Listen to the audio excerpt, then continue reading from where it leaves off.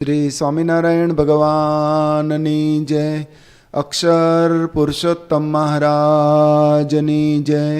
ગુણાતીતાનંદ સ્વામી મહારાજની જય. પ્રમુખ સ્વામી મહારાજની જય. મહંત સ્વામી મહારાજની જય. પ્રમુખ સ્વામી મહારાજ શતાબ્દી મહોત્સવની જય. આજે આપણે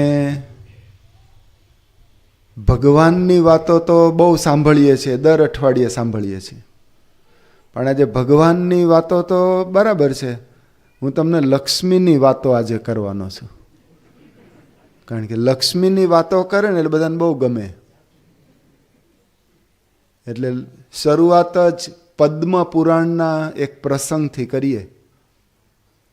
એકવાર લક્ષ્મીજી 16 શણગાર પહેરીને આમ બહાર નીકળ્યા ફરવા માટે, અને ઘરેણા એ કોઈને બતાવવા માટે જ એનો આનંદ હોય છે.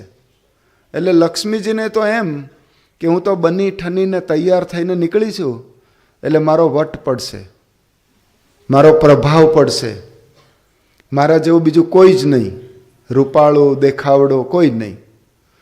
એમાં શનિ નામનો ગ્રહ, આજે શનિવાર જ છે ને, હા, તો એ શનિ પણ નીકળ્યો. એણે પણ જરિયાની વસ્ત્રો, માથે સોનાનો હીરાવાળો મુગટ, કંઠમાં અને બાજુબંધ, પગમાં કેટલાય આભૂષણો, આમ જરા લૂલો ચાલે પણ આમ તૈયાર થઈને નીકળ્યો એ પણ. અને એના મનમાં આ જ વિચાર કે મારા જેવો દેખાવડો કોઈ નહીં, હું જ સારો. એમાં એક આ ચોકમાં ભેગા થઈ ગયા બે જણા, અને જે અંતરમાં રમતું હોય ને એ જ બહાર આવે. એટલે લક્ષ્મીજીએ પૂછ્યું કે જો હું કેવી સારી લાગુ છું, મારા જેવું કોઈ નહીં. પેલો શનિ કે હું સારો છું, મારે તો લે કોઈ ના આવે. હવે બેઉ, એ પેલું કે હું સારી, આ કે હું સારો. એ કે આનો કોઈ અંત નહીં આવે, આપણે કોઈ નિર્ણાયક પાસે જઈએ.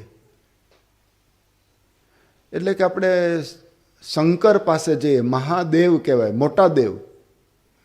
અને એ દેવોને કંઈ પક્ષપાત ન હોય, એ જેમ છે એમ કહેશે કે ચાલો.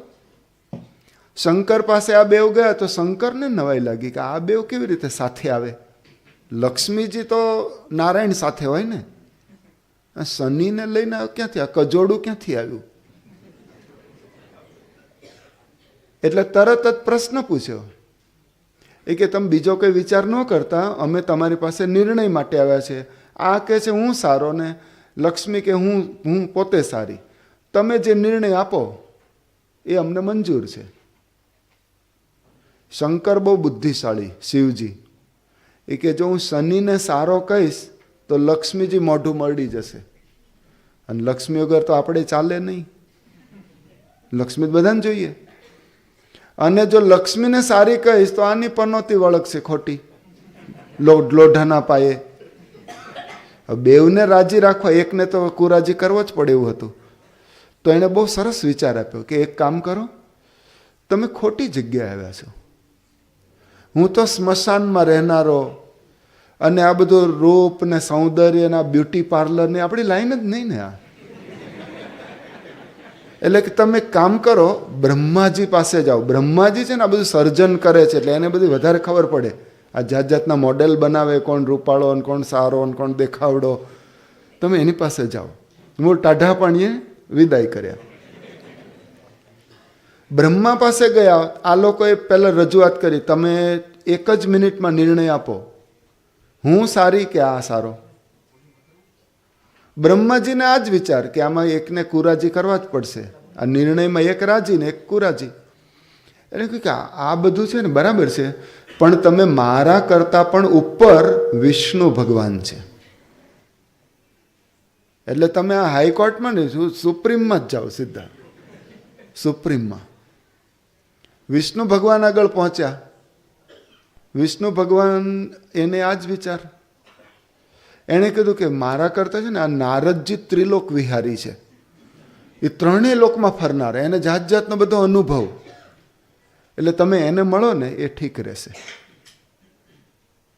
ત્યાં જ નારદજી આવે, નારાયણ નારાયણ નારાયણ નારાયણ. હાથમાં વીણા અને માળા લઈને આવ્યા. આ લોકો ત્યાં પહોંચ્યા અને નારદજીને કે જો હવે અમને ધક્કા ખવડાવશો નહીં, તમે કોને ફાઇનલ. પણ શું કે અમારા બેમાંથી રૂપાળો કોણ, સારો કોણ, એ તમારે કહેવાનું. નારદજી કહો આ તો ચપટીનું કામ છે, તરત નિર્ણય આપી દઉં. કે તો આપો ને. એમ નહીં, મારે જરા કમ્પોઝ કરવું પડશે, કારણ કે વધારે ઉતાવળ થાય કાચું કપાઈ જાય ઉતાવળમાં બોલવામાં. એક કામ કરો ને, જો સામે પેલું ઝાડ છે ને ત્યાં તમે જાઓ બંને જણા, પછી ઝાડનો સ્પર્શ કરી પાછા આવો. એ દરમિયાન હું જરા વિચારી રાખું, કારણ કે રજૂઆતમાં કિંમત છે. એટલે આ બંનેને તો ગરજ હતી નિર્ણય સાંભળો તો ઉતાવળે ચાલ્યા, ત્યાં પહોંચ્યા ને ઝાડને અડીને તરત આમ પાછા આવ્યા.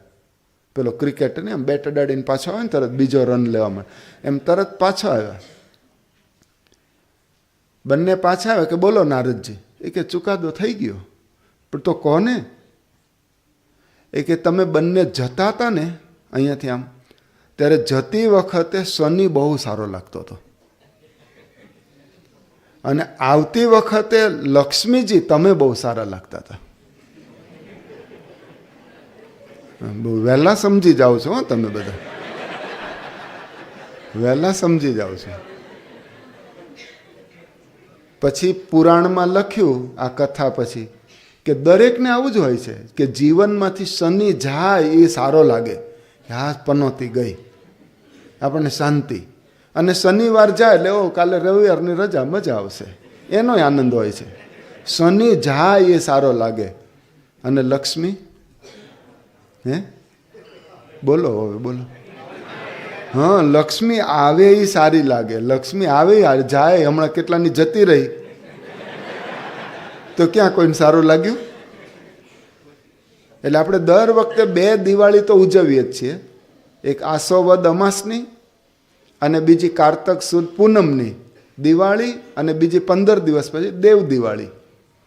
આ વખતે આપણે 3 દિવાળી ઉજવી. એક ધનતેરસ પછી આવે એ દિવાળી ઉજવી, બીજી પૂનમને દિવસે દેવ દિવાળી ઉજવી, એ બેની બરાબર વચ્ચે 8મી તારીખે 8મને દિવસે મોદીવાળી ઉજવી. મોદીવાળી કેમ? કારણ કે 500ની ને 1000ની કેટલી દબાવી હતી, ભાઈ જતી રહી. લક્ષ્મી સારી લાગતી હતી, જતી રહી. જતી રહી, કોઈને ગમ્યું નથી. લક્ષ્મી આવે એ સારી લાગે. આપણા દરેકના અંતરમાં એમ જ છે કે પૈસા વધારે મળો, હું વધારે સંપત્તિ વાળો થાવ, મારા ઘરમાં ધનના ઢગલા જામે, હું ગણતા થાકું, મારી પેઢીઓ બધી 7 પેઢી સુધી કોઈ ઊની આંચ ન આવે, આવી લક્ષ્મી મને મળે તો હું રાજી. આવું દરેકના અંતરમાં હોય છે. હરિલીલામૃતમાં આવે છે કે નીલકંઠ વર્ણી મહારાજ આપણે ગુજરાતમાં પધાર્યા, પછી ફરતા ફરતા આમ તળાજા, મહુવા અને એવો આખો વિસ્તાર કરીને ઉના પાસે આવ્યા.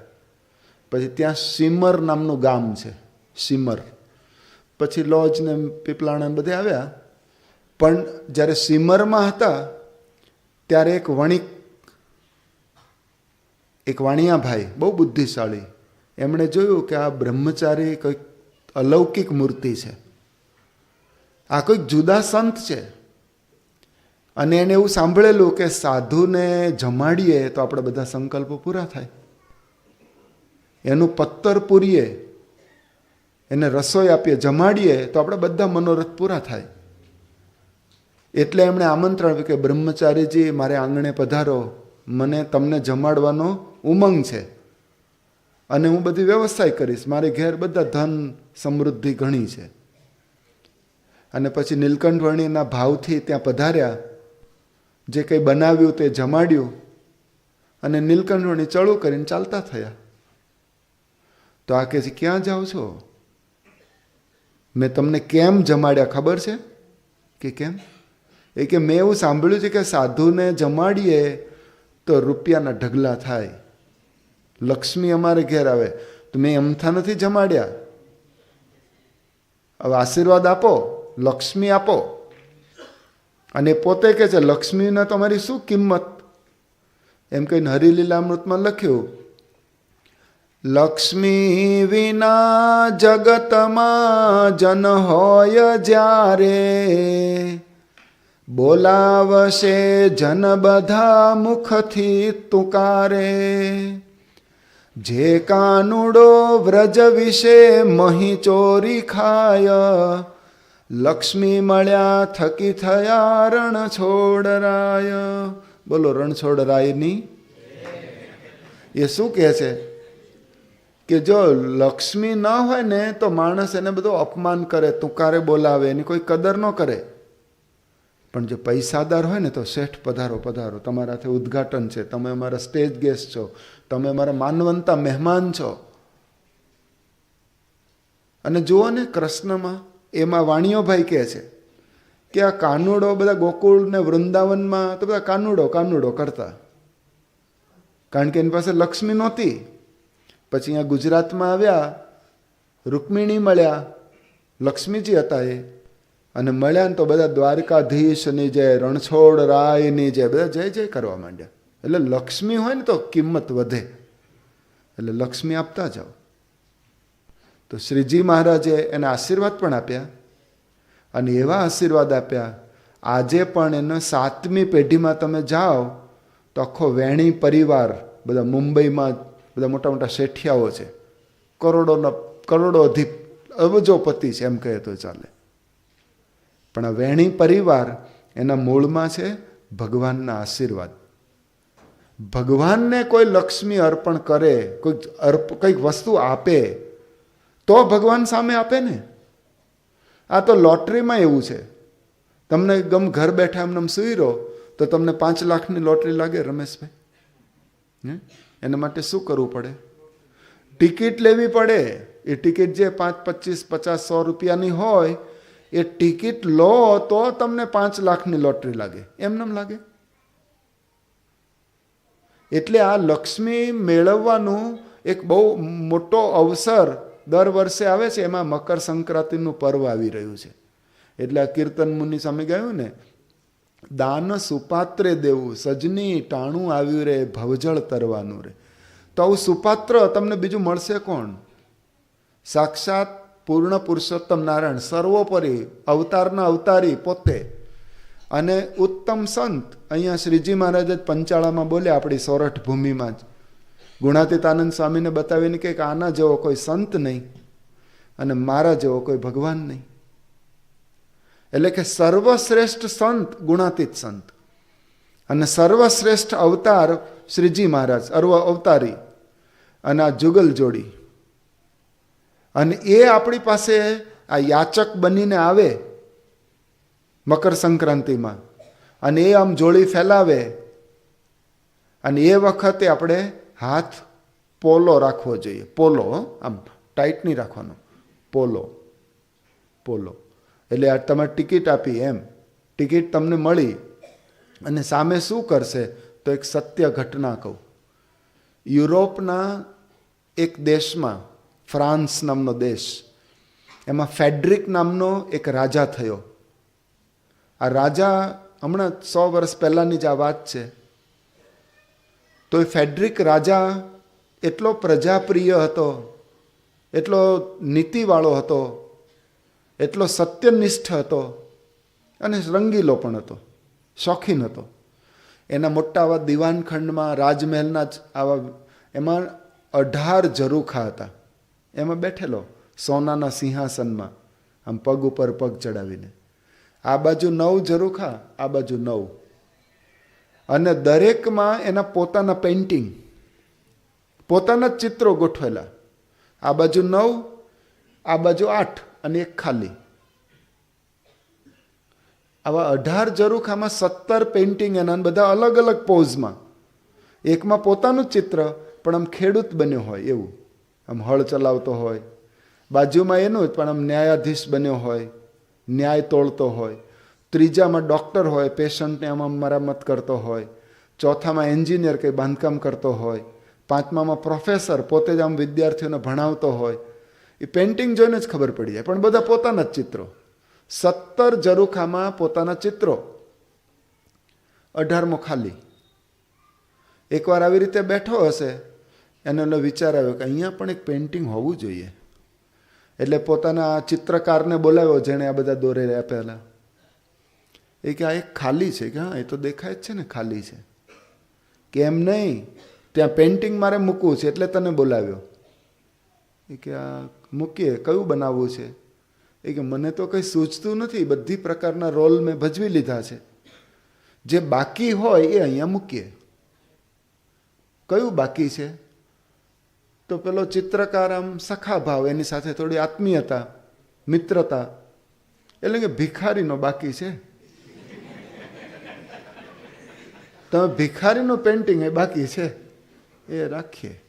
તો રાજાને ગમી ગયો કે ના ના બરાબર છે, ભિખારી હોવો જોઈએ. તો કે મારું ચિત્ર બનાવ. તો એની પાસે કેનવાસ, કલર, બ્રશ બધું રેડી. પણ કે નહીં નહીં, કે હું કહું છું ને બનાવ. કે ના, એમ ના બને. તમારે મને સિટિંગ આપવાની છે, પોઝ આપવાનો, પછી હું જોઈ જોઈને દોરીશ. અને ભિખારી કોઈ દિવસ રાજમહેલમાં હોય? બહાર આવવું પડે. કે ચાલો બહાર. કે એમ નહીં, ભિખારી આવા જરિયાની રેશમી વસ્ત્રોવાળો ન હોય, ફાટેલા ને મેલા ને ગાભા ગંદા હોય ને એવા કપડાં હોય. તમારે એવા પહેરવા પડશે. એમ મંગાવો, વ્યવસ્થા કરો. અને છેલ્લા દિવસ બધું દાઢી વધારે દેવાની, કંઈ મુંડનો ક્લીન સેવ રાખવાનું નહીં. આમ લાગવું જોઈએ ભિખારી છે. અને છેલ્લા દિવસે તો ઉપવાસ કરવાનો, ખાવાનું નહીં. આમ ભૂખ્યો તરસ્યો ટળવળતો એવું લાગવું જોઈએ ને. એટલે અઠવાડિયા પછી આ કાર્યક્રમ થશે. એટલે રાજાને ગરજ હતી, અને બધા મેલા ઘેલા કપડાં ભેગા કર્યા. છેલ્લે 2 દિવસ તો નાહ્યો પણ નહીં, મોઢું પણ એવું, અને ભૂખ્યો રહ્યો. ત્યારે પેલો ચિત્રકાર આવ્યો કે આવો બહાર ચોકમાં. બહાર ચોકમાં બરાબર વચ્ચે ઊભો રાખ્યો રાજાને. અને પેલો ચિત્રકાર થોડે દૂર બેસીને જોતો જાય, ને આમ પેઇન્ટિંગ કરતો જાય. અને એમાં કલાક તો લાગે ને. તો બપોરના સમયમાં આમ ઊભા હશે, પછી હાથમાં ઓલી એલ્યુમિનિયમની ગોબાવાળી તપેલી પકડાવી, બધું ખેલ પૂરો કરવાનો ને. એટલે અને આવો આમ દયામણું મોઢું રાખીને આમ એ ઊભો રહેલો. એમાં તમારા જેવો કોઈ ભાઈ ત્યાંથી આમ પસાર થયો. એને બિચારાને બહુ દયા ઉભરાણી કરે. બિચારો ભિખારી, સાવ એકલો, અને આમ ભૂખ્યો તરસ્યો, મોઢા ઉપરથી જેવું લાગે છે, અને અહીંયા કોઈ છે નહીં. એટલે એને માનવતાની રીતે ત્યાંનો જે યુરો ડોલર છે, આપણો રૂપિયા જેવો સિક્કો, એને નાખ્યો. તપેલીમાં નાખીને તો જતો રહ્યો. આ તો રાજા હતો, એને જોઈ લીધું આ કોણ ગયું છે. ઓળખતો તો, આ ન ઓળખી શક્યો, પણ રાજાને તો ખબર હતી. આ કલાક પછી બધો કાર્યક્રમ પૂરો થયો. પછી નાયો, કપડાં બદલ્યા, અને માણસને કહે છે કે તું પેલી ગલી, પેલી શેરીમાં જા, અને પેલાને અહીંયા બોલાવી લાવ, મારી પાસે હાજર કર. પેલા 2 સેવકો ગયા કે રાજાનું આમંત્રણ છે ને, તને બોલાવે છે. તો ત્યાંથી જ બિચારો ગભરાવા માંડ્યો કે મારી શું ભૂલ? કે તારી ભૂલ અમને ન ખબર, રાજા બોલાવે છે, તારે ત્યાં આવવું પડશે. રાજા પાસે અંદર ગયો તો આમ પગ ધ્રુજે, મારો શું વાંક, મારો શું ગુનો, મેં શું ભૂલ કરી? રાજા આગળ ગયો. રાજા કે 3-4 કલાક પહેલા તું ક્યાં હતો? ક્યાં હતો? રાજા સાહેબ, મેં કંઈ કર્યું નથી. મારો જવાબ આપ, બપોરે તું ક્યાં હતો?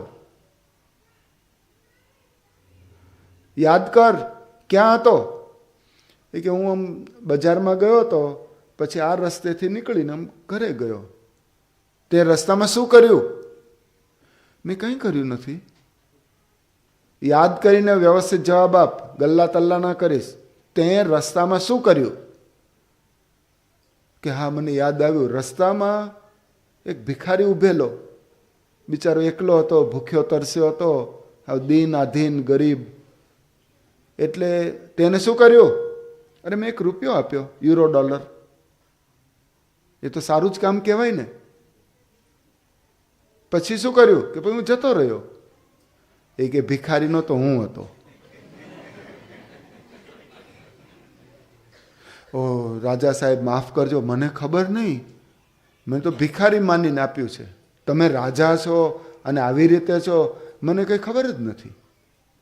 પણ એ મારી ભૂલ ન ગણતા હો. રાજા હસવા માંડે કે દોસ્ત આ ભૂલ નથી, હું તો તારા પર અત્યંત રાજી થયો છું એટલે બોલાવ્યો છું. આ નાટક કર્યું, એમાં આ નાટક કર્યું, તને ખખડાવ્યો, ગરમ ઊંચે સાદે બોલ્યો.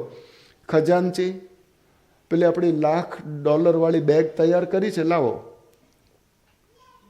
એ બેગ આવી અને પછી આ ભાઈને કહે છે કે લઈ જા, તને અર્પણ. આના માટે જ બોલાવ્યો છે, જા. ભલે તે મને ભિખારી માને, પણ હું ભિખારી થોડો છું, રાજા છું. મને કોઈ એક આપે ને એને હું 1,00,000 ગણું કરીને પાછું આપું, એ મારો નિયમ છે. જાઓ. એમ અક્ષર પુરુષોત્તમ મહારાજ અનંત બ્રહ્માંડોના રાજા છે હો. પણ આ યાચકનો વેશ લઈને હવે ટૂંક સમયમાં તમારી આગળ આવવાના છે. યાચકનો વેશ ભિક્ષુકના રૂપમાં અને જોડી ફેલાવશે. અને એ વખતે તમે ભલે ભિખારી માનીને ₹1 આપજો. ₹1 એટલે બોલવાની રીત છે હો, ₹1 અત્યારે ન બોલાય, પણ આપજો એમ કહેવાનો ભાવ એ છે. બધું નવનીતભાઈ બધા કાર્ડ તૈયાર જ રાખે છે, હમણાં તમને પકડાવે એટલી જ વાર. એટલે અક્ષર પુરુષોત્તમ મહારાજ એ આ ચોકમાં ઊભા રહેવાના છે, એ તમારા આંગણે આવવાના છે. યુવકો લઈને આવશે, પણ એ માગનારા અક્ષર પુરુષોત્તમ મહારાજની આ જોડી છે. એટલે કોઈ પાછી પાની ન કરતા. આમાં પસ્તાવા જેવું નથી. પસ્તાવાનું તો એને છે જે ન આપી શકે. પણ ઘણા માણસોને એવું જ હોય ને કે આમ લક્ષ્મીની વાત નીકળે તો આમ તરત જ ખિસ્સા ઉપર હાથ ફરવા માંડે. ભાઈ અત્યારે નથી લઈ જવાનું, આ તો સંકલ્પ કરવાનો છે આજે. પણ પૈસાની વાત આવે ને, અને જો ખિસ્સું ક્યાં રાખ્યું છે આ દરજીએ, અમારે તો કંઈ પ્રશ્ન નથી, પણ તમારી વાત કરું છું. જે દરજી છે ને એને ધન્યવાદ આપવા જોઈએ. એને ખિસ્સું ક્યાં રાખ્યું? એને છાતી ઉપર રાખ્યું, ડાબી છાતી ઉપર. જો આ બાજુ હૃદયની ઉપર જ. ખિસ્સું તો આ બાજુ ન રાખી શકાય, પણ અહીંયા મૂકે ને એટલે પૈસાની ગરમીથી આપણું હૃદય આમ પમ્પિંગ કરે છે એમ. એટલે પૈસાની ગરમીથી આપણું આખું તંત્ર ચાલે છે, બધે ચાલે છે. તો એ જે પહેલો દરજી હોય ને એને અભિનંદન, પછી તો કોપી કરનારા કહેવાય, પછી ને કાંઈ, પછી તો કોપીવાળા. પણ જેને પહેલો વિચાર આવ્યો, બાકી જો ખિસ્સું તો અહીંયા સાઈડમાં રખાય, આમાંય રખાય, અને હોય છે ઘણામાં, પણ એક જ ખિસ્સું મૂકો ને તો અહીંયા જ મૂકશે, જોજો. એનું કારણ કે આપણે પૈસા સાથેનો આવો અવિના ભાવ સંબંધ, એના વિના ચાલે એમ જ નથી. અરે અમે સંતો ધન સ્ત્રીના ત્યાગી છીએ, તો અમારે ક્યાં ચાલે છે બધું? આ બધું પ્રવૃત્તિ, સત્સંગ પ્રવૃત્તિ તો બધું જોઈએ તો ખરું ને. પણ એમાં શ્રીજી મહારાજ એ આપણને સામેથી કહે છે કે આવી રીતે ભગવાનને માટે, અને આપણા હરિભક્તો જુઓ તો ધન ધામ કુટુંબ પરિવાર ન્યોછાવર કરનારા છે. પર્વતભાઈની જ આપણે વાત સાંભળીએ છીએ કે જ્યારે દુષ્કાળ હતો અને કાંઈ જ અન્ન નહોતું, સંતોને પણ આવું ક્યાં ભિક્ષા માંગવા જવું, તો પર્વતભાઈ તો મોટા ખેડૂત જમીનદાર, તો એને 16 કળશી અનાજ. હવે કળશી એટલે કેટલું કે 16 મણ એટલે 1 કળશી થાય, બરાબર ને? 40 મણની 1 કળશી, અને એમાં 16 કળશી અનાજ, એટલે 16 × 40 640 મણ એટલું અનાજ સીધું લઈને શ્રીજી મહારાજને અર્પણ. મહારાજ આમ આશ્ચર્ય પામ્યા કે પર્વતભાઈ અમે કંઈ સેવાની તમારી પાસે વાત કરી નથી. ના, ક્યાંથી? કે મહારાજ તમે વાત કરો અને આપે તો બરાબર છે, પણ તમારી જરૂરિયાત સમજીને આપે એ તમે વધુ રાજી થાવ ને. દુષ્કાળ છે, સંતો કંઈ ભિક્ષા માગવા જઈ શકતા નથી, બીજા કોઈ આપે એમ નથી, ઉલટાને આપણે એમને આપવું પડે એવું છે, અને મારે તો આપની કૃપા છે, અને ઘણું અન્ન પાક્યું છે. પણ કે મહારાજ કે તમે ખેડૂત છો, અને આ કે આ ઉપજ છે બધું તમને અર્પણ, કે તમારા માટે રાખ્યું કે નહીં? એ કે મહારાજ અમારી ચિંતા ન કરો. કે કેમ? એ કે ખેડૂતનો દીકરો અને કુકડો એ કોઈ દિવસ ભૂખ્યો ન રહે. એ ગમે ત્યાંથી શોધી કાઢે, મહેનત કરીને એ પૃથ્વીમાં પાટું મારીને અનાજ ઉગાડે. પણ આ આપની સેવામાં મહારાજે બધું ના લીધું, પાછું આપ્યું. પણ આવા ભક્તો પણ સર્વ સમર્પિત થઈ જનારા છે. અને સામે બીજી સાઈડે આપણને જોવા મળે કે આમાં આપણે આપીએ, ભગવાનને અર્પણ કરીએ, એમાં કંઈ ગુમાવવાનું નથી, પામવાનું છે. પામવાનું છે. જુઓ કઈ રીતે. તો આપણે બેંકની વાત કરીએ તો બેંકમાં લોકો રૂપિયા મૂકવા જાય છે. અત્યારે તો બધા એકાઉન્ટ ફૂલ કરી દીધા કે નહીં બધાએ? તો બેંકમાં કેમ મૂકવા જાય છે? તો વિશ્વાસ કે આ બેંક એમાં હું મૂકીશ, મારા રૂપિયા સચવાશે. અને અમુક તો ફિક્સમાં મૂક્યા તો વ્યાજ સહિત મને મળશે. એટલે સામેથી ત્યાં કોઈ પ્રવચન કરવા જતું નથી કે તમારે હવે આ રૂપિયા થોડા લઈને બેંકમાં મૂકવા જવું જોઈએ, એક પણ જ નહીં. પણ છતાંય હોંશે હોંશે જાય છે. તો આ તો સદ્ધર બેંક છે. એટલે અહીંયા ભગવાનને જેણે આપણે બધા દર વર્ષે સેવા કરીએ છીએ, તો અને આ મંદિર આવું ભવ્ય થયું, એમાં પણ આપણું સમર્પણ પાર વિનાનું છે. તો આપણે જે લેવલ પર હતા ત્યાંથી કોઈ નીચે ઉતર્યા છે? આગળ જ ગયા છે. રૂપિયા કોઈના ઓછા થયા નથી. એટલે ભગવાન તો આપણને આગળ જ લઈ જાય છે. અને શ્રીજી મહારાજે તો આપણને આદેશ પણ આપ્યો જ છે શિક્ષાપત્રીમાં કે મારો હરિભક્ત હોય ને એને દશાંશ અથવા દુર્બળ હોય તો વિષાંશ એટલે 5% પણ એ સેવા કરવી. તો આ નિમિત્તે આપણે સેવા કરીએ છીએ. અને ઉત્તરાયણનું પર્વ આવે છે તો સૂર્ય ઉત્તરના થયા. અત્યાર સુધી દક્ષિણાયન ચાલતું હતું, હવે ઉત્તર તરફ ધીરે ધીરે સૂર્ય આમ જવાનો છે, જઈ રહ્યો છે. અને એમાં આ દાનનો મહિમા છે. અને આ દાન જેણે જેણે કર્યું છે ને બધાને લાભ કેવા થયા છે એના પ્રસંગો આપણે જાણીતા છે. પણ મૂળ એ સમય હાથ છૂટવો જોઈએ. અને ભગવાને તો આપણને આશીર્વાદ તો આપ્યા, સામે આપણે બુદ્ધિશાળી વધારે ને, એટલે વધારે બુદ્ધિ લડાવીએ. એક પ્રસંગ યાદ આવે છે કે એક શેઠ હતા. એ શેઠ સૂકા મેવાના વેપારી, તેજાનાનો વેપાર કરે. જાવા સુમત્રાથી એના બધા મોટા મોટા વાહનો આવે. થોડા વર્ષો પહેલાની આ વાત છે.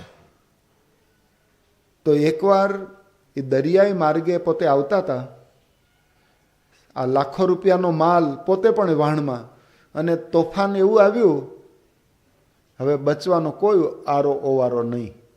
નક્કી જ કે વાહણ તો ડૂબશે, માલ તો જવાનો જ, હું પણ જળ સમાધિ લઈશ, એવું જ થવાનું હતું. અને દુઃખમાં માણસોને ભગવાન વલ્લા યાદ આવે છે. એટલે એણે ભગવાનને યાદ કરી, હે પરમાત્મા, હે અશરણના શરણ, મને બચાવી લે. અને જો તું મને બચાવીશ ને તો મારી હવેલી છે ને તને અર્પણ, મારું મકાન તને અર્પણ કરી દઈશ. આવી માનતા માની અને આવી સાચા દિલથી પ્રાર્થના ભગવાને સાંભળી. ઓલું તોફાન શમી ગયું, વહાણ હેમખેમ કિનારે પહોંચી ગયું.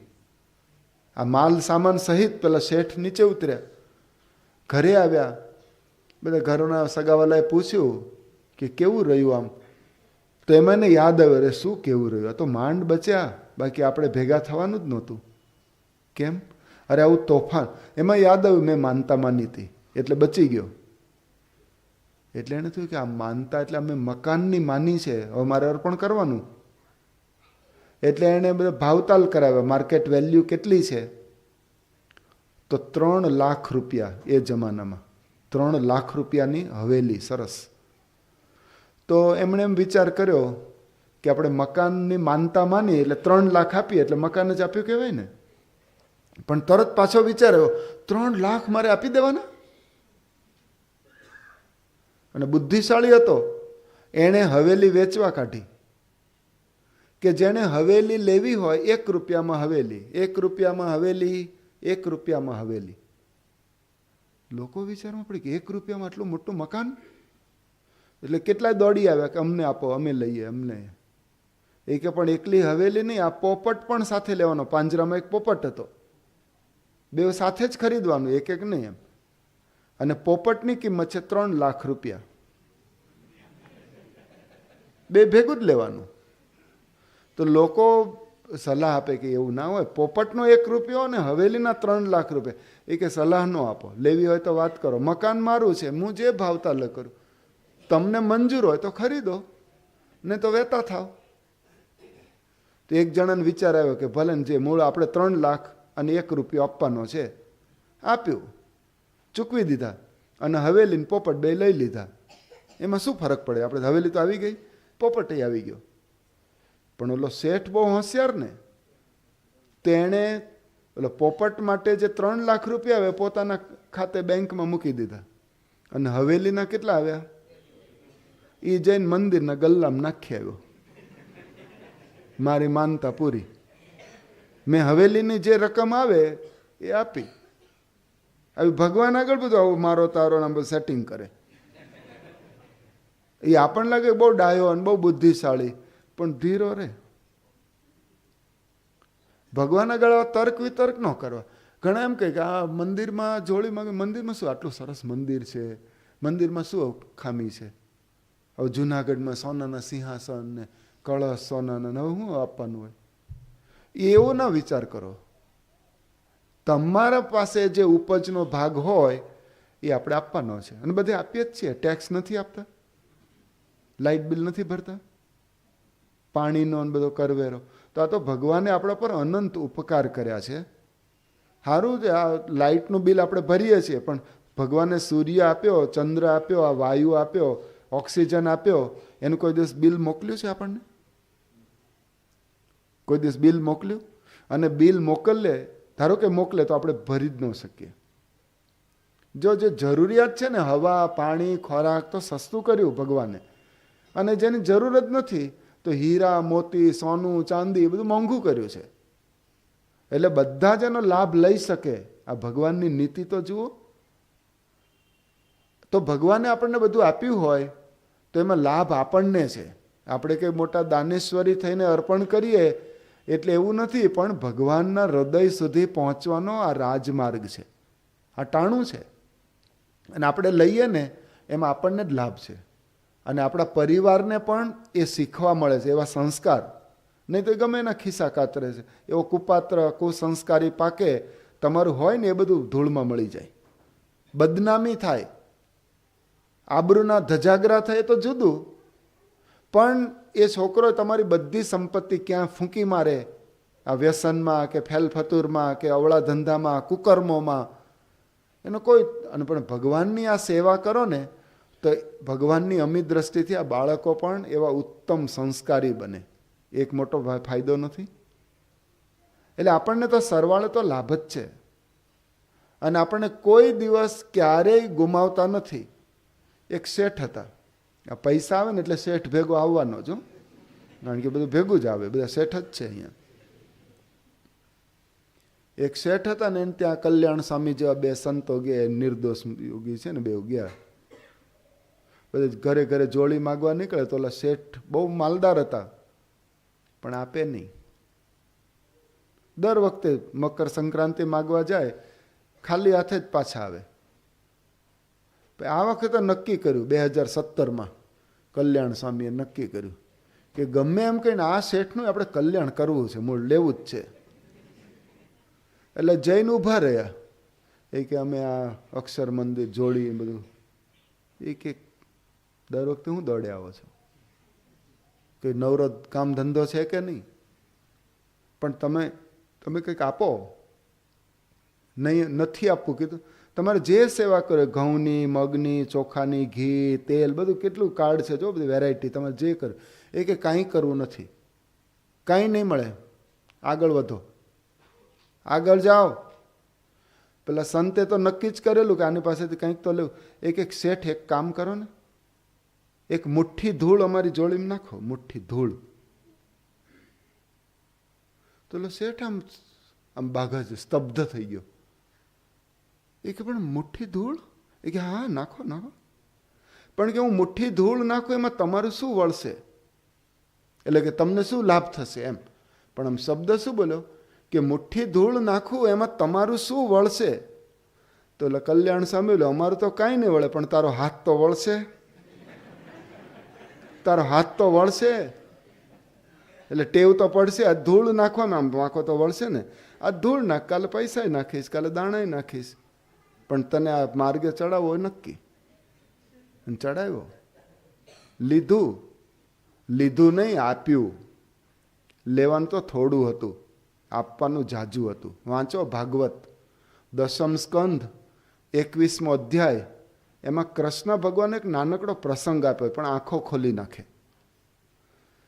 ત્યાં ગોકુળની ગલીઓમાં આ જ સિઝનમાં એક બોરવાળી આવી, મોટો ટોપલો લઈને આવી અને વેચવા માટે નીકળેલી. અને જે બધા છોકરાઓ હોય એની આગળ મૂકે અને પાછું તેલનો આમ સેટ લગાવ્યું હોય એટલે આમ શાઇનિંગ મારે ને, ચમકતા બોર અને લાલ ને પીળા અને આમ સરસ લાગે. અને છોકરાઓ તો બધા ટોળે વળ્યા, ગોકુળના છોકરાઓ. અને કે બોર, એ કે હા જાઓ વાટકો ભરીને દાણા લઈ આવો. ઓલી બોરવાળી જ કે, એટલે છોકરો દોડીને કોઈ ઘઉં ને ચોખા ને બાજરી જે હોય બધું લઈ આવે. અને કૃષ્ણ ભગવાન પણ ત્યાં હતા, નાનકડો કાનુડો. એ પણ આમ ટોપલાની આજુબાજુ ગોળ ગોળ ફર્યા કરે અને મોઢમ આમ જીભ બહાર કાઢીને હોઠ ઉપર ફેરવે, એટલે આમ મોઢામાં પાણી છૂટ્યું, બોર ખાવાનું મન થયું છે. તો ઓલી ફળવાળી કે ઓલી બાઈ એ કે જા દાણા લઈ આવ. એ કે દાણા લેવા નથી, એમના માપ. દાણા નહીં, એમના માપ. તો ઓલી બાઈને સારો લાગ્યો કે આ છોકરો નાનો આમ ગોળ ગલગોટા જેવો ગોળ મટોળ છે, સારો છોકરો, ભલે દાણા ન લાવ્યો પણ તો એને મુઠ્ઠી ભરીને બોર આપ્યા કૃષ્ણ ભગવાનને અર્પણ. અને ભગવાન છે એવું ખબર નથી, આપ્યા કે લઈ જા જા. તો કૃષ્ણ ભગવાને બોર લીધું, મોઢામાં નોખ્યું, એક જ બોર ખાધું અને તો ત્યાંથી જતા રહ્યા છે. પણ પાછળ ઓલો ટોપલો હતો ને આખો સોનાનો થઈ ગયો, સોના મોહરો થઈ ગઈ. પેલા બોર હતા તુચ્છ શુદ્ર ફળ, પણ એને બદલે આખો ટોપલો સુવર્ણથી છલકાઈ ગયો. તમે બોર આપો છો, મુઠ્ઠી જેટલા જ આપો છો, એટલે તુચ્છ કે થોડી વસ્તુ આપો છો, પણ તમારું વધેલું છે ને બધું સુવર્ણમય થઈ જાય છે. આ ભાગવતમાં લખ્યું છે. એટલે કે સામે લેનાર આવું સારું પાત્ર મળે તો આપણું અહોભાગ્ય માનવું જોઈએ. અને એ રીતે આપણને આ કલ્યાણના માર્ગમાં ભગવાન જોડી રહ્યા છે. એટલે ખાલી આપણું ઓછું થઈ જશે, આ મોંઘવારી છે, અત્યારે નોટોમાં ફસાયા છે, બેંકવાળા આપતા નથી અને આ પાસે ક્યાં ટપકી પડ્યા, એવો વિચાર નહીં. આમ અંતરના ભાવથી આપો, જે આપણી શ્રદ્ધા હોય. તમને ક્યાં કોઈ પરાણી ખેંચી લેશે? અને કદાચ ન આપી શકાય એવા સંજોગો હોય તો આપણે ન આપી શકીએ એવું બને, તો અમારે કેવો દુરાગ્રહ છે. પણ તોય અંતરમાં એટલો વલોપાત તો થવો જોઈએ કે હું આપી ન શક્યો, એવો સદભાવ તો રહેવો જોઈએ. અને ભગવાનને આપે એનો એક મહાભારતનો પ્રસંગ કહું. આ કેવળ સ્વામિનારાયણ સંપ્રદાયની વાતો નથી, બધાએ સમજવાની છે. મહાભારતની વાતો લાંબી છે, પણ હું ટૂંકમાં કહું.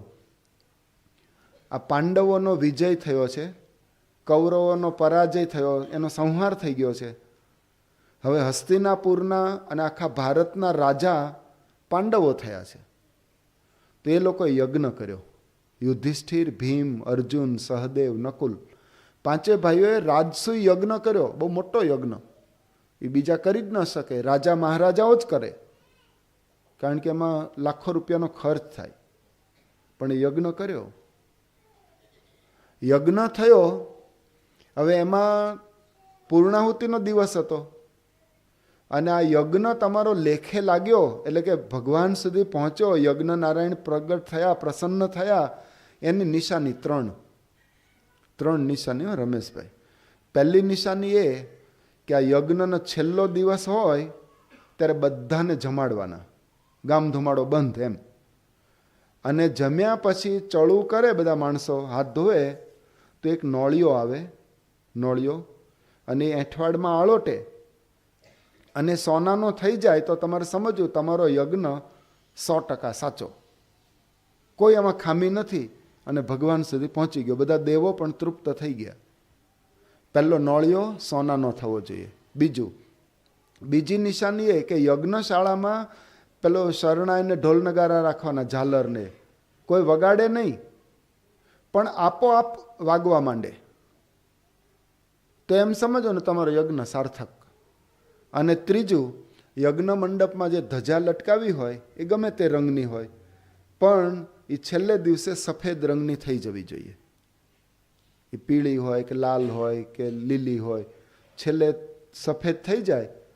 3 નિશાની, આ ઝાલર નગારા શંખ આપોઆપ વાગે, નોળિયો સોનાનો થઈ જાય અને ધજા સફેદ થઈ જાય, ધોળી ધજા. તો યજ્ઞ સાર્થક. આ લોકોએ યજ્ઞ કર્યો 5 પાંડવોએ, કાંઈ 3માંથી કશું જ ન થયું. એનો અર્થ શું થયો? તમારા યજ્ઞમાં કંઈક ખામી છે, ભગવાન સુધી પહોંચ્યો નથી. એટલે આ 5 પાંડવો ઉદાસ થઈ ગયા અને આ તો આખા ગામે જોયું કે આ યજ્ઞ બરાબર નથી.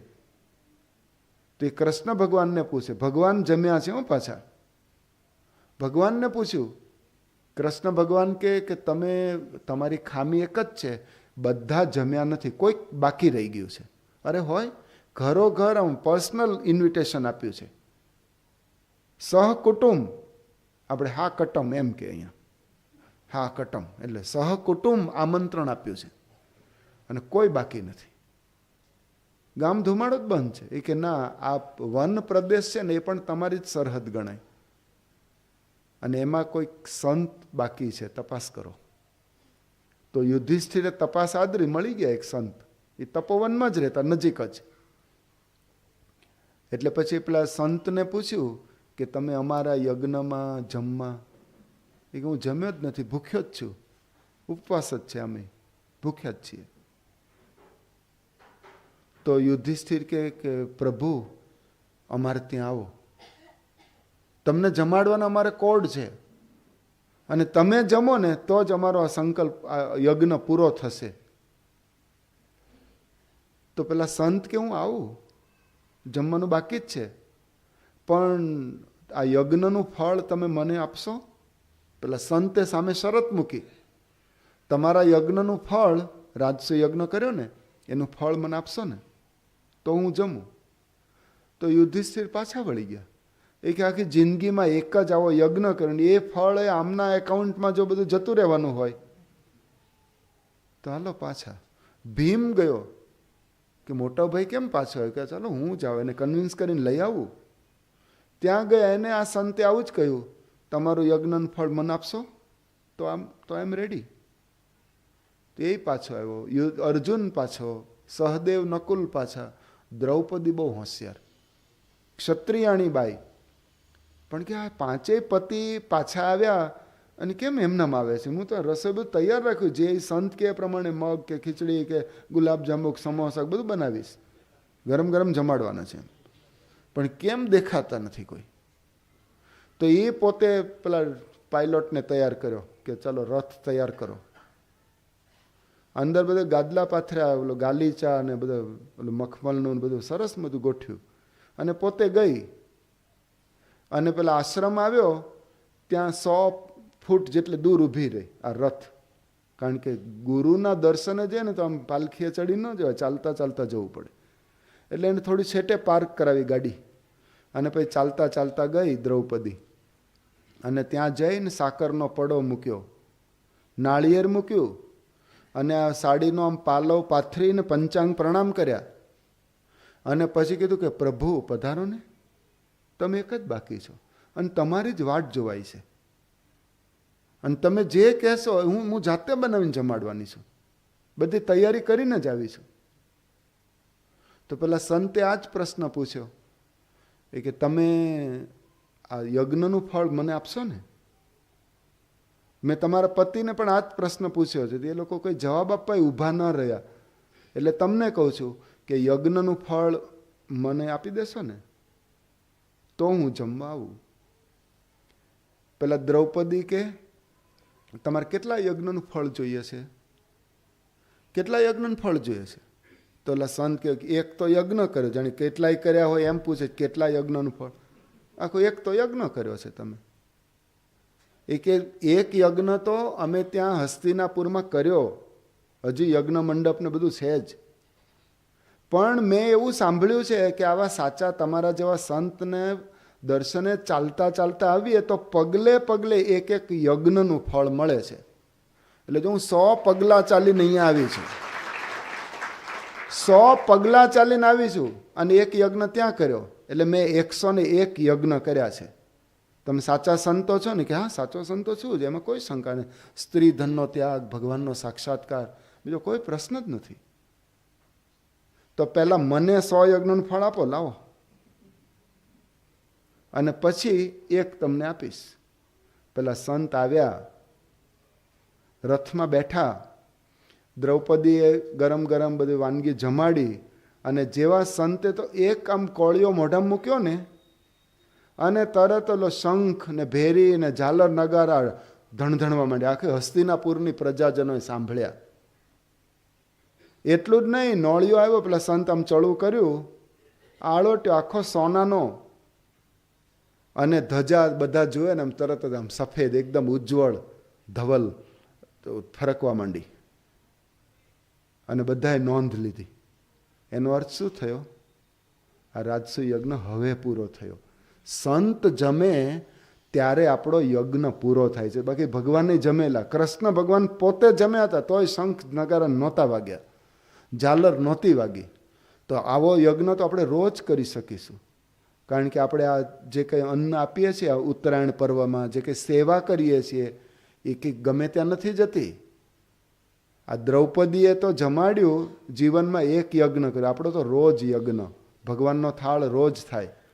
એ આપણા અન્નમાંથી, આપણા અનાજમાંથી થવાનો છે. તો આવો ગોલ્ડન ચાન્સ આપણને મળતો હોય તો એ વખતે પછી આઘા પાછા ન થવાય. ભલે યથાશક્તિ, પણ આ સંકલ્પ બધાએ જોડાવાનું. અને આવી સેવા એ નાના નાના આમ પ્રોજેક્ટ હોય છે, આ બહુ મોટા નથી કે આપણે એનો ધજાગરો કર્યો એનો વર્ષોથી પ્રચાર કરતા હોય. આવા પર્વ આવીને જતા રહે, પણ એ આપણને ક્યાંય ઉપર મૂકી દે. નિર્ણય આટલો જ કરવાનો હોય છે. તો ઘણા તો પછી એવા આમ ચીકણા હોય, આમ આમ આમ આમ આમ કરે, આમ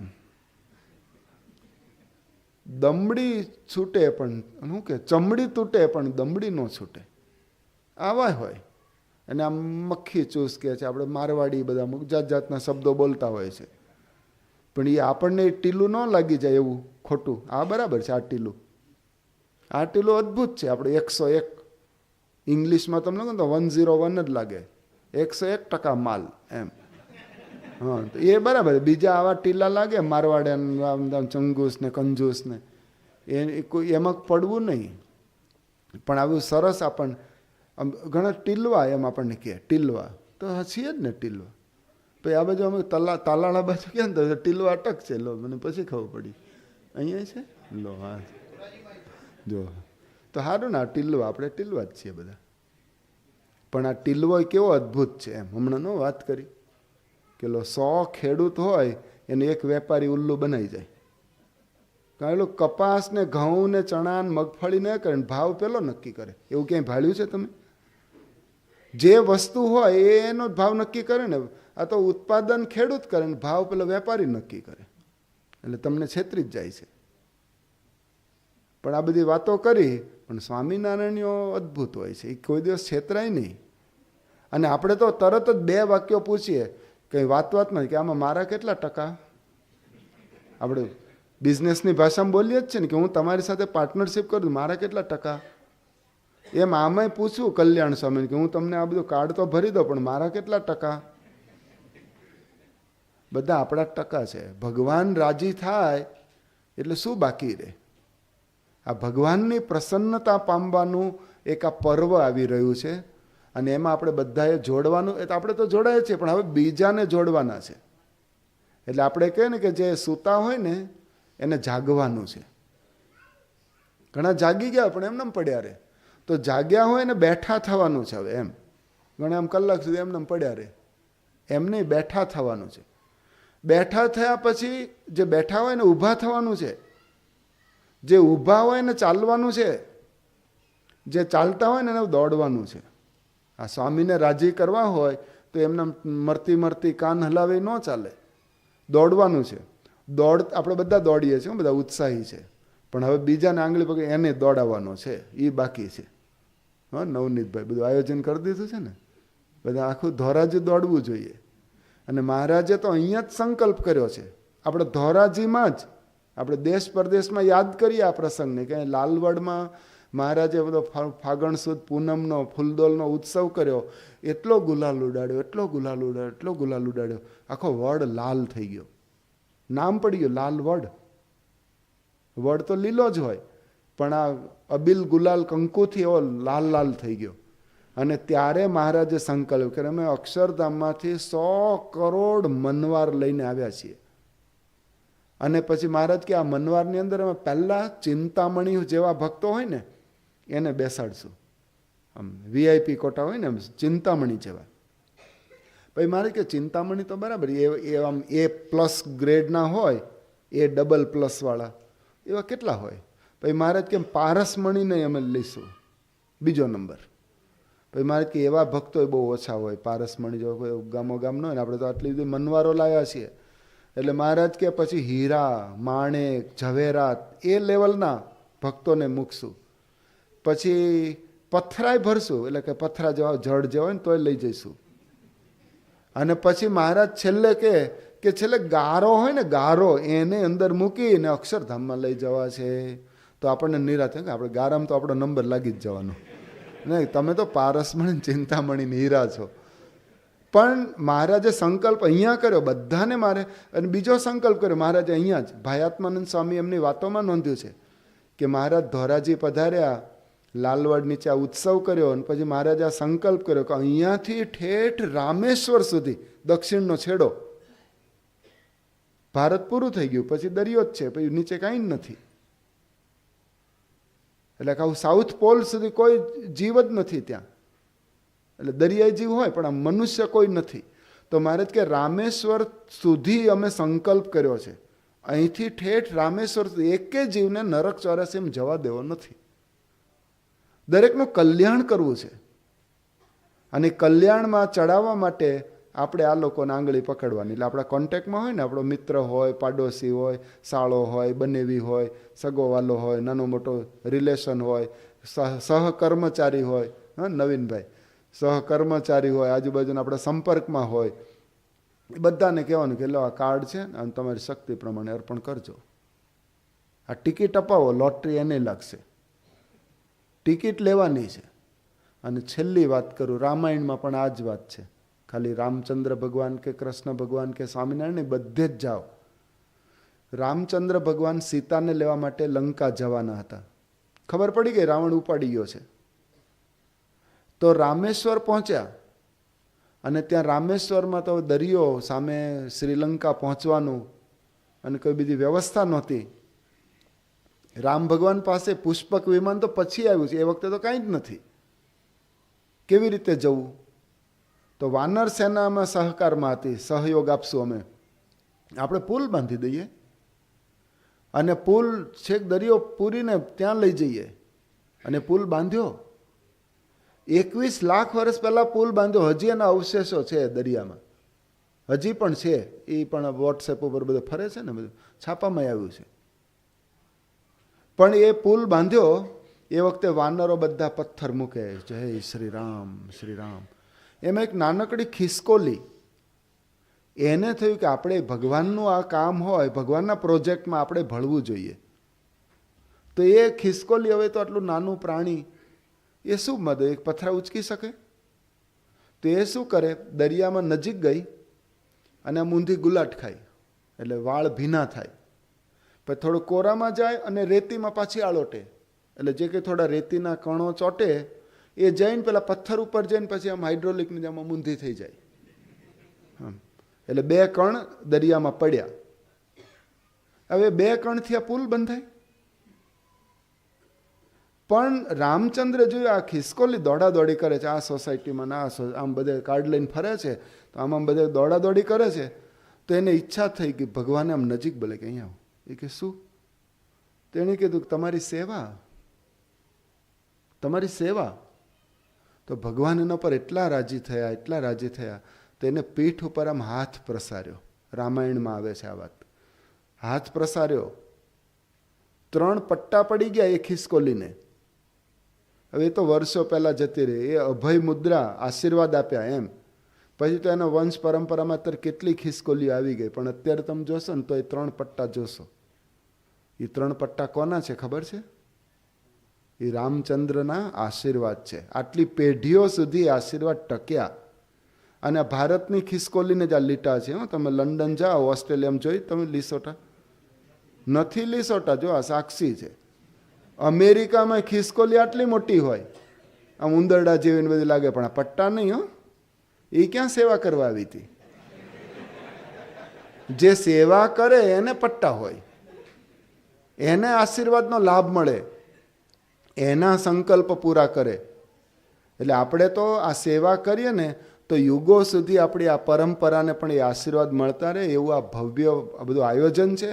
અને એનો એક ભાગ એટલે આ મકર સંક્રાંતિ છે.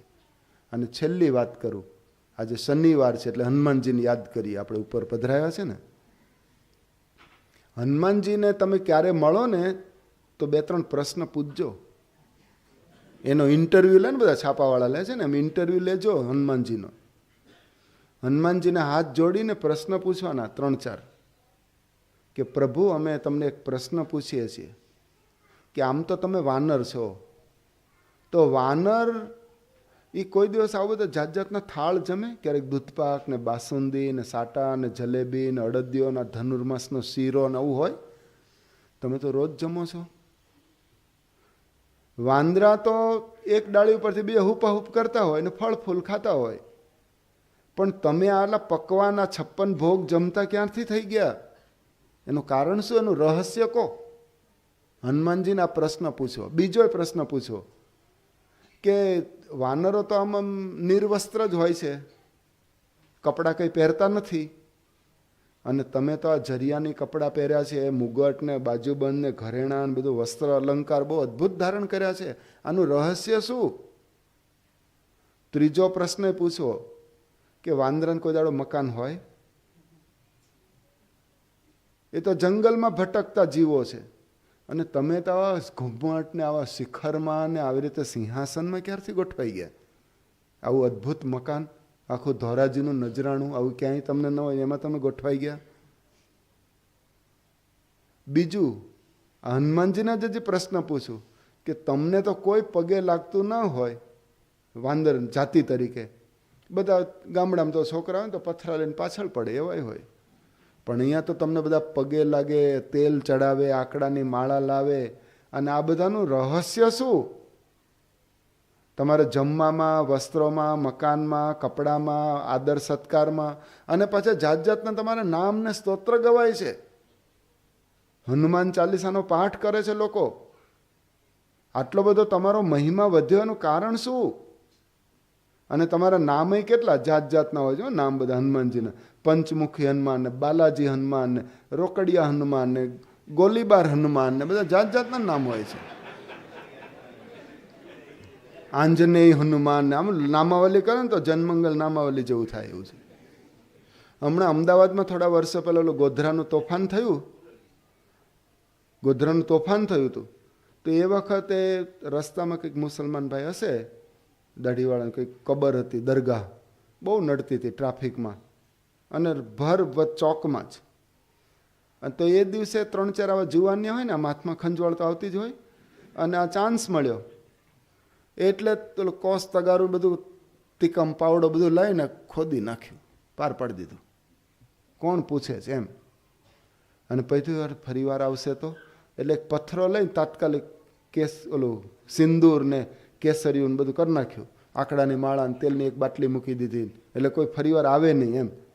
પછી નામ શું પાડ્યું? તોફાની હનુમાન. એટલે કે જ્યારે ઓલું ગોધરાનું તોફાન થયું ને ત્યારે પધરાવ્યા છે એમ. હવે હનુમાન તો કઈ તોફાની નહોતા, તમે તોફાની હતા, તોફાની હોય પધરાવેલા. પણ તમારે હનુમાનને પૂછવું કે તમારા આવા જાત જાતના નામ, કપડાં, ઘરેણાં, આ બધું તો આ એટલી પ્રગતિનું રહસ્ય શું? તો તમે ગમે એ પ્રશ્ન પૂછો ને એક જ જવાબ આપશે, રામ સેવા. એ જાજુ નહીં બોલે, બધાનું એક જ સોલ્યુશન, રામ સેવા.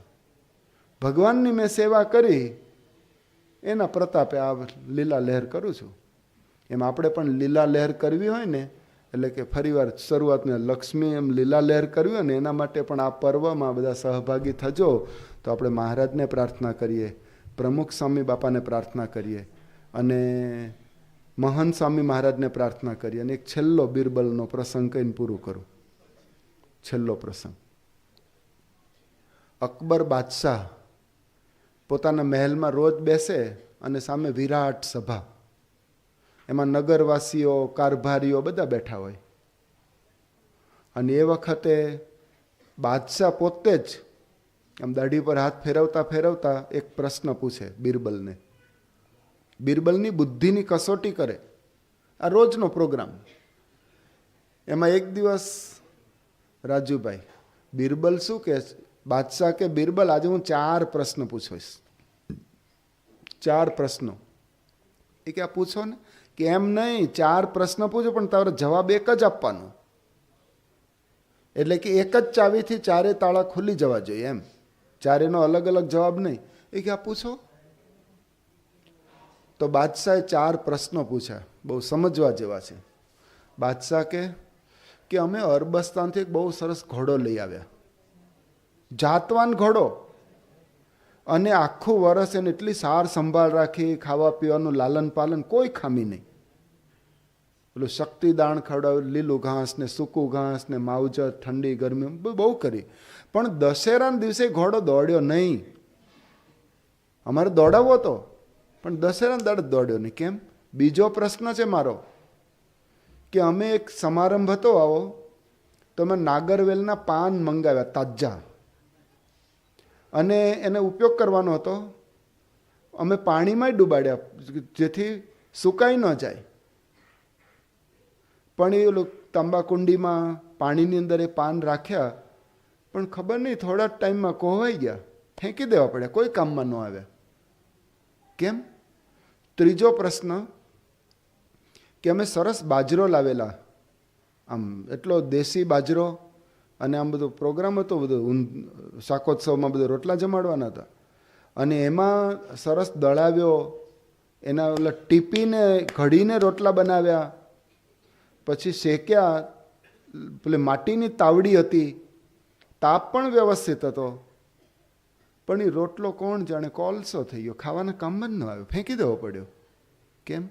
અને છેલ્લો પ્રશ્ન કે મારો છોકરો, નાનો છોકરો, એને સારી સ્કૂલમાં દાખલ કર્યો, સારા માસ્તર રાખ્યા, ટ્યુશન સરસ કરાવ્યું, આખું વર્ષ નિશાળે મોકલ્યો, પણ નો એને વિદ્યા ચડી, નો એને લખતા આવડે, ગણતા આવડે, વાંચતા આવડે, કશું જ આવડે ને. આ બાઘા જેવો આ વિદ્યા ન ચડી. કેમ?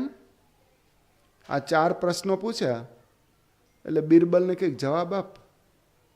બિરબલે ઊભો થઈને જવાબ આપ્યો, જહાંપના, આ 4 પ્રશ્નોનો જવાબ છે ફેરવ્યા વિના. એમ કહીને બેસી ગયો. એ કે શું? કંઈ સમજાયું નહીં. આ લોકોને સમજાયું નહીં.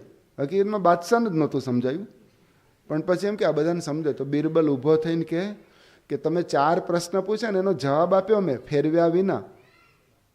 કેવી રીતે? તમે પહેલો પ્રશ્ન, ઘોડાને આખું વરસ સાચવ્યો, પણ દશેરા એ ક્યાંથી દોડે ફેરવ્યા વિના? રોજ એક રાઉન્ડ મરાવવો જોઈએ ઘોડાને, ખવડાવી કરે, દશેરા એમ દોડે? પ્રેક્ટિસ કરાવવી પડે. ફેરવ્યા વિના તમારો ઘોડો આળસી ગયો એમ. નાગરવેલના પાન તમે લાવ્યા, પાણીમાં ડૂબાડ્યા, બરાબર, પણ એ કોવાય જ જાય ને ફેરવ્યા વિના. એટલે જો પાનના ગલ્લાવાળો છે ને આમ હતપત કરતો જ હોય, નહીં તો કોવાઈ જાય. આ પાન કરવા પડે. તમારો ત્રીજો પ્રશ્ન હતો કે અમે રોટલો લાવ્યા, ઘઉં બાજરો લાવ્યા, રોટલો બનાવ્યો, તાવડીમાં શેક્યો, તો કોલસો જ થઈ જાય ને ફેરવ્યા વિના. એક બાજુ શેકાઈ જાય, પછી ઊંચો કરીને બીજી બાજુ ન શેકવો પડે, એકને એક બાજુ શેકે રાખે, ફેંકી જ દેવો પડે ને, કોલસો જ થઈ જાય ફેરવ્યા વિના. અને તારો ચોથો પ્રશ્ન, દીકરાને સ્કૂલમાં મોકલ્યો, સારા સાહેબ હતા, બધી વ્યવસ્થા સારી હતી, પણ વિદ્યા ક્યાંથી ચડે ફેરવ્યા વિના? રોજ ભણીને આવે, પાના ફેરવા ન પડે, ઘરે લેસન ન કરવું પડે ફેરવ્યા વિના? એમ આપણા જીવનમાં 4 પ્રશ્નો ને, આવા કેટલાય પ્રશ્નો તમે ઊભા કરી શકશો, પણ બધાનો જવાબ એક જ છે. એ પ્રશ્નનું કેમ સોલ્યુશન હતું ને ફેરવ્યા વિના? કંઈક ફેરવો, મગજ ફેરવો, મન ફેરવો, સમજણ ફેરવો, હાથ ફેરવો, જોડીમાં નાખો, બધું ફેરવવું પડે ટાઈમે. આ પ્રશ્નો એના છે, તમે નાખો, એક પ્રયોગ કરો અને પછી જો પ્રશ્ન ઊભો રહે તો કહેજો, ફેરવ્યા વિના. હા, ફેરવવું પડે છે. અને બીજી સાથે વાત કરી દો, આપણે બધા કાર્યકરો છીએ, સત્સંગી છીએ, આપણને લોકો પ્રશ્ન પૂછે કેટલા કે તમે આમ કરો છો અને આમ આવું ન હોવું જોઈએ મન, તો એનો જવાબ છે ફેરવ્યા વિના. લોકો આપણને નહીં કે તમે ગુણાત સ્વામીને કેમ વાઘા પહેરાવો છો, એ તો સાધુ હતા, આવું સોનાના મુગટ ને ઘરેણા ને આવો ઝરિયાની વસ્ત્રો ગુણાતીતાનંદ સ્વામીને પહેરાવાય, એ તો સાધુ હતા. તો આ તમારો પ્રશ્ન હોય તો એનો જવાબ છે ફેરવ્યા વિના. વતનાનું પાનું તો ફેરવો, વરતાલ 5માં નથી લખ્યું? મહારાજે કહ્યું મારી સાથે મારા ઉત્તમ આવા ગુણાતીત સંતની સરખી સેવા કરો, મને જેમ વસ્ત્ર પહેરાવો એમ એને પહેરાવો, મને જમાડો એને જમાડો, મારી માનસિક એનું ધ્યાન કરો, તો 100 જન્મની કસર આને આ જન્મે ટળી જાય. પણ એનો જવાબ નથી આવડતો ફેરવ્યા વિના. એમ તમારે ઘરમાં પ્રશ્ન હોય, ભાઈ ભાઈના, સાસુ વહુના, એ તો ઇન્ટરનેશનલ ઝઘડા છે જ, તો એમાં કેમ બધું આ ઉકેલ આવતો નથી ફેરવ્યા વિના? તો ત્યાંય ફેરવો ને, તમારું મન ફેરવો, સમજણ ફેરવો.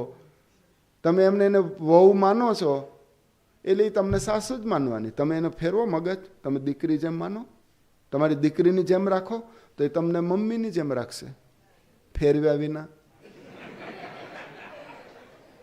એટલે બધી એક જ છે. હવે તમારું સોલ્યુશન આ જ છે, કંઈ પણ પ્રશ્ન થાય તો યાદ કરો ને ફેરવ્યા વિના. એટલે આપણી સમજણ ફેરવવાની છે. તો મહારાજ સ્વામીને પ્રાર્થના કરીએ કે આવું પરિવર્તન આપણું સૌનું થાય. શ્રી સ્વામિનારાયણ ભગવાન.